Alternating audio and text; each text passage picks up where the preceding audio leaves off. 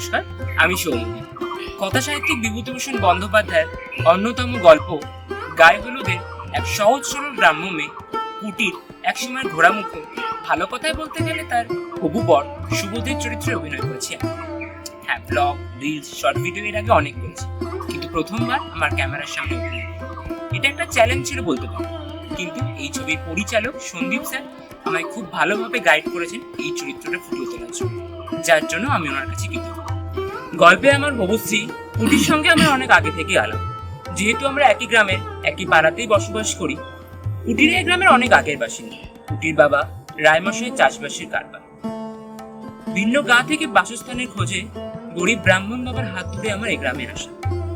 বাবা ছাড়া আমাদের পরিবারে আর কেউ নেই। লোকের বাড়ি বাড়ি পুজো করি আমাদের এই ছোট্ট সংসার। যেহেতু আমরা একই পাড়াতেই বসবাস করি, কুটিদের সঙ্গে আমার আলাপটা হয়েই যায়। বিয়ের ঠিক অনেক আগে থেকেই আমাদের দুই পরিবারের যাতায়াত ছিল। জানেন, আমি সামনে বড় পরীক্ষা দেব। বাবার অনেক আশা কলকাতায় গিয়ে বড় চাকরি করবে, আমাদের সংসারে অভাব বুঝবে। কিন্তু এর মধ্যেই আমার আর কুটির বিয়ের দিনটা ঠিক হয়ে গেল। কিন্তু তারপর যেটা ঘটলো সেটা আমি আর আমার নিজের মুখে বলার সাহস করছি না। আমার মনে হয় বইটা দেখার পর আপনাদের ঠিক তাই লাগবে। তাই দেরি না করে এক্ষুনি সাবস্ক্রাইব করে ফেলুন বাংলায় পুস্তক থেকে পর্দায় আনার সেরা প্ল্যাটফর্ম ইউটিউব চ্যানেল দৃষ্টিগল্প। আগামী 6 এপ্রিল রবিবার মুক্তি পেতে চলেছে আমাদের বই গায়ে হলুদ। আপনার সাথে আপনারাও সাক্ষী রাখুন এই সময়।